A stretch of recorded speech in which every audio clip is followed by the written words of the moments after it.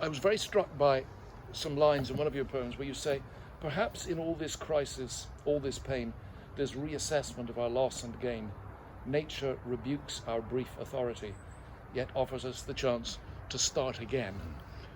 And one of the things I found, is I've done a lot of sitting outside, is, I know a lot of people have said this, but it is the case, I notice things I've never noticed before. Yes, absolutely. And it seems to me, I mean, again, just to say the obvious, that is one of poetry's main, what should we say, ministrations. Yes, yeah, I think that's absolutely right. I mean, particularly I think after Coleridge and Wordsworth had transformed English poetry and a particular attention to nature. I mean, Pope, before them in the 18th century, had rather sort of, prettily, but in a very minimal way, called poetry what oft was thought, yes, but ne'er so well expressed. Yes. So that really means just the well-honed cliche, really. Yes. Let me polish your cliches for you. That's not what poetry should be about. Coleridge, of course, famously, looking back in his book Biographia Literaria, which came out in 1817, so pretty much 2 decades after the miraculous summer of 97, 98, when he and Wordsworth first got together and created the lyrical ballads and changed the course of English poetry. So looking back on that and what they thought they were up to, Coleridge uses the really interesting, he says that what they were trying to do was, these are his words exactly, I think, was awaken the mind's attention. Not to dull us, not to send us off to some airy-fairy imaginary thing, to compensate for the grimness of reality. On the contrary, we hadn't seen reality properly. We hadn't seen it in all its richness and fullness.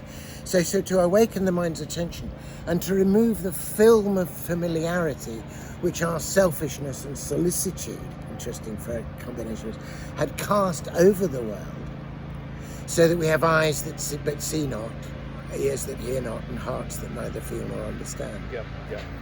Of course, he wasn't dealing with traffic like that. We were talking earlier. Sometimes you wish you'd have ears that hear not. So we were talking earlier about something I've been reading a lot about recently called defamiliarization. Oh yes, That in literary theory, I gather, has been quite a thing, especially. Yes, making strange. Right, making strange, exactly. It was a key phrase of a Russian formalist in 1919, Shlovsky. But it just struck me as an extremely helpful image to what virtually all the arts do in one way or another is precisely through doing something strange, particularly in poetic technique or metaphor, irony, paradox, juxtaposition of strange images or whatever. By doing the strange, they make the familiar suddenly unfamiliar, and not thereby necessarily more difficult, but certainly more profound, and that you're made to re-perceive, re-apprehend the world. Yes, and you suddenly see something that you've seen 100 times in its completely new light, and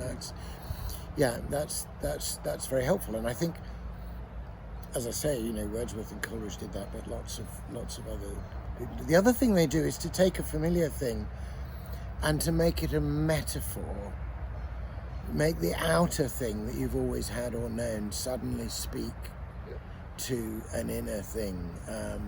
So that when you see that again, it takes on all those resonances. Absolutely.